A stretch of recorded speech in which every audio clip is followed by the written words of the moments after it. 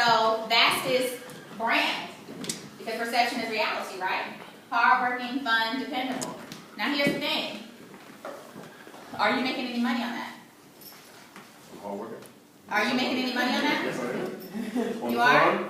On the branding. Okay, now if we take Byron out of the picture, is Byron making any money on it? Does that make sense? Okay.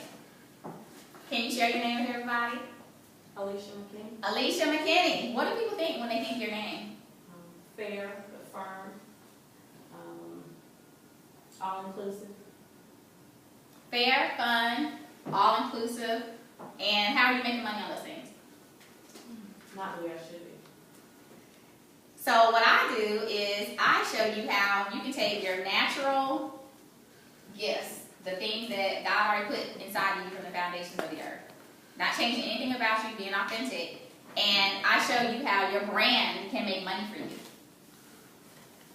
strategically and purposefully. Because even when you're no longer boss lady on the job, and when you're no longer boss man on the job, your brand should still be making money for you. But we have to package your gifts into vessels that are going to allow you to make money, even when you're not reporting to somebody's job. And a lot of people don't know that. They don't know that just by being who they are, they can make money. Just by being authentically Byron and being authentically Alicia, you have something that somebody out there is looking for. Somebody's looking to be sharper in that area, and you had a gift. You sitting on a cash cow. I was sitting on my cash cow.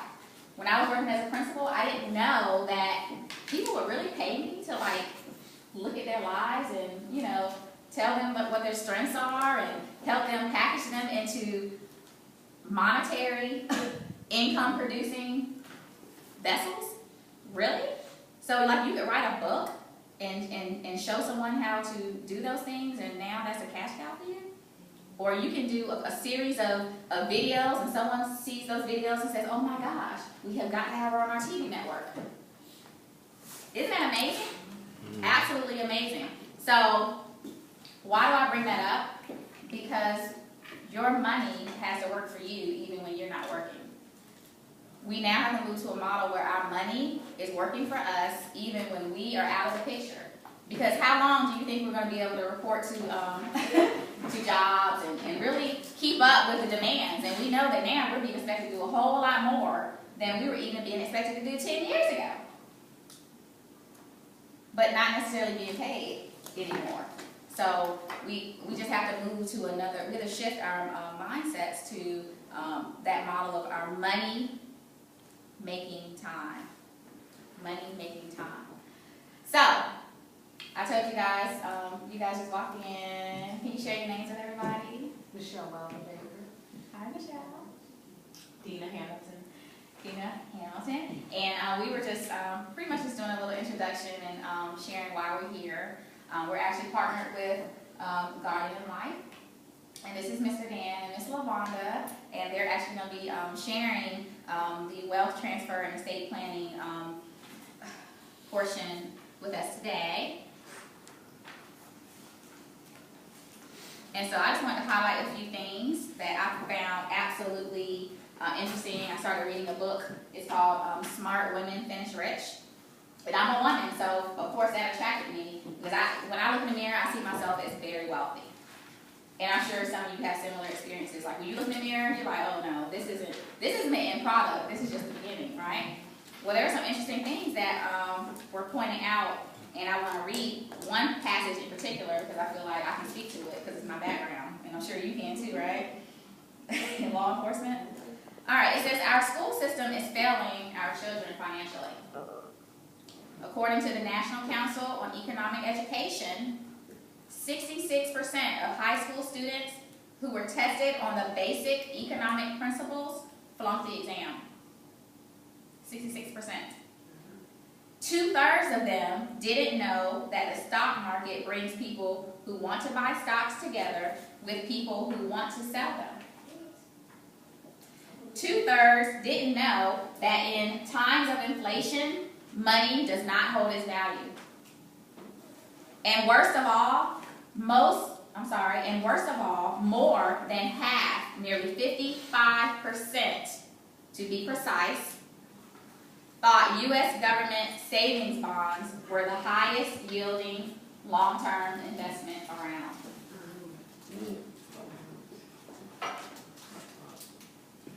Then it said parents are failing too. The parents of these kids didn't do much better. Nearly 60% of them flunked the same test.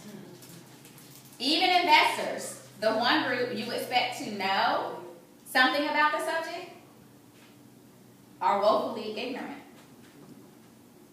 78% could name a character on a television sitcom, but only 12% knew the difference between a load fund and a no-load fund. 63% knew the difference between a halfback and a quarterback, but only 14% could tell the difference between a growth stock and an income stock. The conclusion to be drawn from this is clear. We have a system that is set up for failure. Our schools don't teach kids anything about money, and the cycle of financial literacy goes on and on.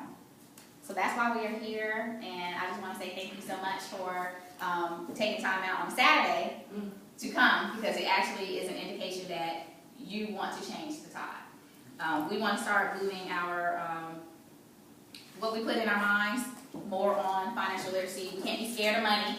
We can't be scared to talk about money, and we definitely can't be slowful in talking with our kids about money.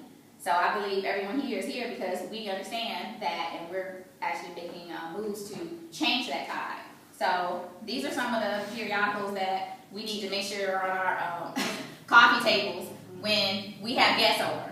You know, it's nice to have support some of the other magazines and some of the periodicals and things we're reading. But when people come over, isn't it an easy way to talk about money when you already have periodicals that are talking about money and success stories on your table? You know, this is the most recent one at Barnes & Noble or any bookstores you go to. This is the most recent one out. And to even actually be able to get one was nice, because usually when I go, they're sold out. You know, and we definitely want to be talking about, of course, nutrition, because we need our kids around. And you know, and we're going to find out when we hear from our experts here, but that is huge. They're actually going to talk to you guys about insurance, which is an interesting topic that a lot of people just aren't talking about. Yep. So with no further ado, I would like to bring up someone who knows much more about the topic of wealth transfer and estate planning than I do. I actually met this young lady. I sit on the board of a Christian Business Women's Network, and she is a part of that organization. And I got to talk to her about money. Imagine that.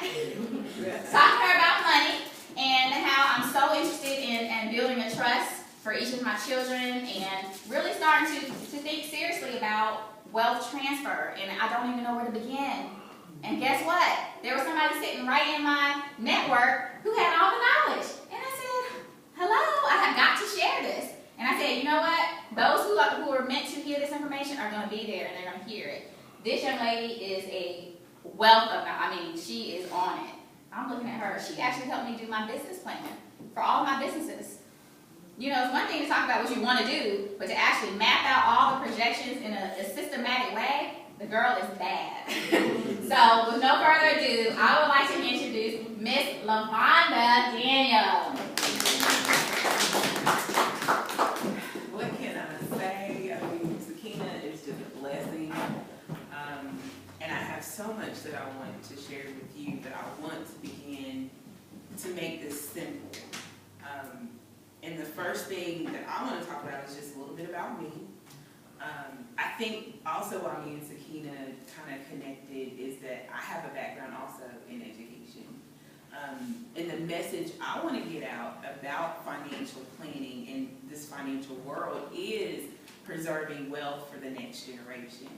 And so I think she understood that passion that I have to educate our children, educate ourselves, and even our parents, our grandparents who may not understand